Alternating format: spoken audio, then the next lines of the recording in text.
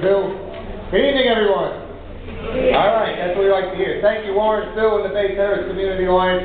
This is a wonderful testament to our community, so many people coming past tonight. My name is Paul Vallone, and I'm proudly running for New York City Council District right here. And I'd like to give you a little summary. I'd like to tell you, since the last time we met, when we had our monthly meeting in June, what's been going on.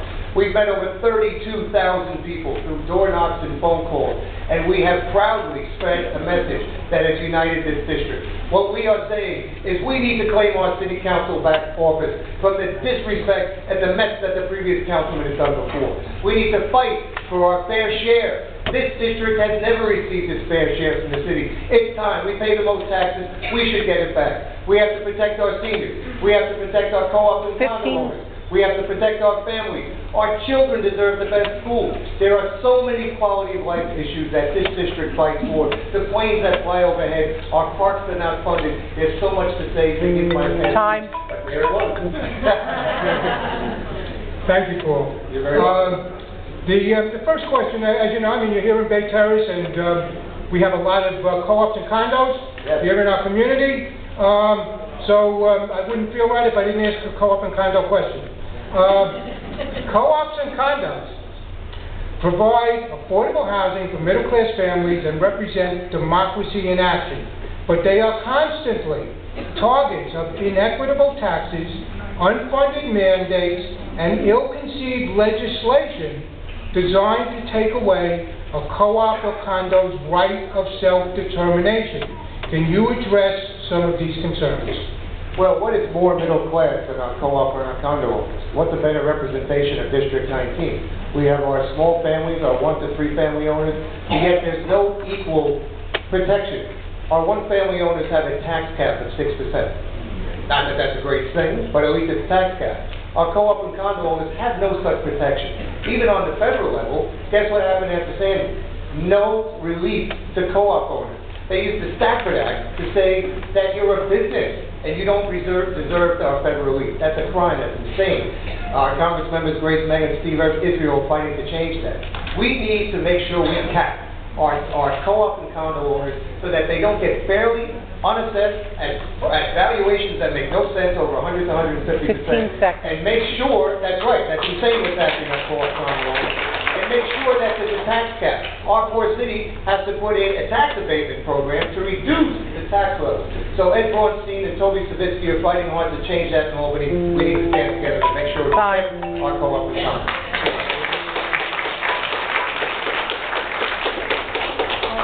Paul, I have a question going back to our Little Bay Park situation here. The facilities of Little Bay Park received a score of 97 out of 100 by New Yorkers for Parks in 2012, rating Little Bay Park as the second highest rated large park in the 5 boroughs they surveyed. Patrons to Little Bay Park will strongly disagree with that rating. The playing fields and other facilities put our youth in danger when playing there. Will you commit to using significant discretionary funds to improve Little Bay Park as well as our other parks in Bay Terrace? District 19 has the most beautiful parks in the city. What do we need to do? We need to get the resources back from City Hall. That's working with our elected officials, our mayor, our speaker, to bring back the fair share, and then committed to such critical situations like our parks. Our Parks Commissioner, Dorothy Lewandowski, when we call her, she says, well, we have no money. We can't fix all these parks. That's a crime. That needs to be fixed. We need to protect our parks. We can't even get into Fort Tarleton. That's their parking lot's been a mess. What are they doing there? No one's working there. Little Bay, they say they had a comfort station planned. It's not there. My park at Bound Park, they fenced off that area for so long, my poor kids can't play. So as a father, as a parent, as a soccer coach in the neighborhood, our parks and our playing fields are critical for our community. And I will fight to make sure they get the best. Thank you. Thank you, Joe. Paul, if you had been a member of the current City Council, would you have voted to pass Intro 1079 and 1080, collectively known as the Community Safety Act, which challenges the constitutionality of the NYPD's Stop and Frisk program? You know, 20 years ago this Friday, my father passed with David Dinkins and Marie Giuliani, the Safe Street, Safe City package, put 3,000 officers on the street. What did these intros just do? put all of that in danger, put our districts in danger. I have always said we need to protect our stop, question, and frisk, but it must be made better. We listen to our community, we say what is the problem, and we talk to our police department and our officers that keep us safe and say, how can we make this better? But don't strip them away as a way to keep us safe. We have two precincts, the 109 and the 111. They steal our resources every day to other precincts. When I am so proud to have the PBA, the correction, the lieutenants, and the detectives stand with us, the fire officers, the fire marshals, that they say, we want to keep our community safe. 15 seconds. And we want to support someone that fights for us. I will fight for them because our public safety is critical here in District 19, and anything that takes that away is I will not stand. Thank you very much. Thank you. I apologize in advance, it's a long question, but I'll speak fast. Open government NYC makes local public funding more transparent and accessible to all New Yorkers. The online portal on the Public Advocate's website serves as a hub for elected officials to disclose grant applications that are received before making discretionary funding decisions. There are only 6 current elected officials that have agreed to participate this year in Open Government NYC. Among them are our local council member Dan Halloran and Manhattan Borough President Scott Stringer. If you were elected, will you agree to participate in Open Government NYC? I'm sorry for the length. That's okay, but basically what we're saying is we want to have more accessibility and more accountability on the city. So anything that discloses those grants and how the fundings are given, we have a right to know. This is our tax money. What and where are the money going? Where are these grants being assigned to? Who's receiving them? What are they being used for? Don't come to us and ask to give back to our medical benefits, more taxes, more assessments, bring up our real estate tax bills, our water, sewer, our Con Ed, and every other way that they're going to try to trick, especially as a small business owner. God forbid another inspector comes up and says, this is this way and this is that way, it's enough.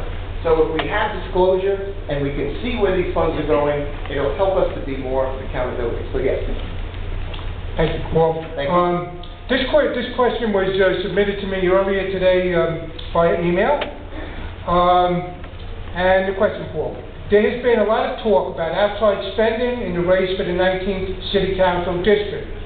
Do you believe outside spending should have a role in politics, and would you support legislation in the City Council that bans outside expenditures in campaigns? Warren, I'm glad you brought that up. I would completely support any type of legislation that would try to eliminate or limit these outside spending. We don't need it in local races.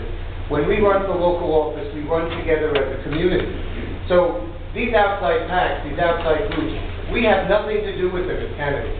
So don't believe the smokescreen when you see what's going on and hear what's going on.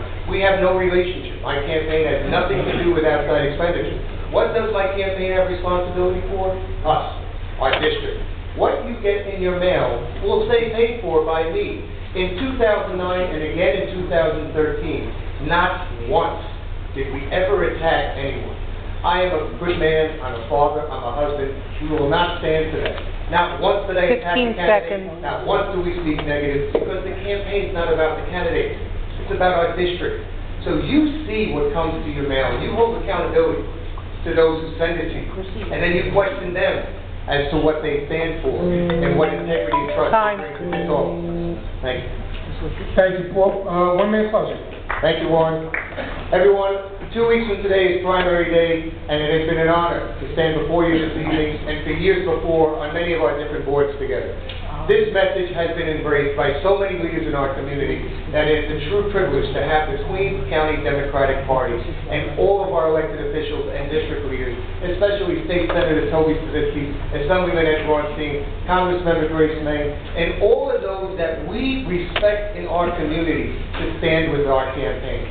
Our message has been strong. We have been united. We are uniting the district and bringing back the resources we deserve right here in District 19. We need our fair share. We got to protect our seniors. We need to protect our small businesses, our children, our schools, our quality of life. That is the role of a council member, to stand with you united, not divided, not attacking, but dividing as a community together. That is my pledge to you, and I promise to make you proud of our campaign and what we'll do together. Thank you very much, everyone. Have a great night. Thank you, Paul.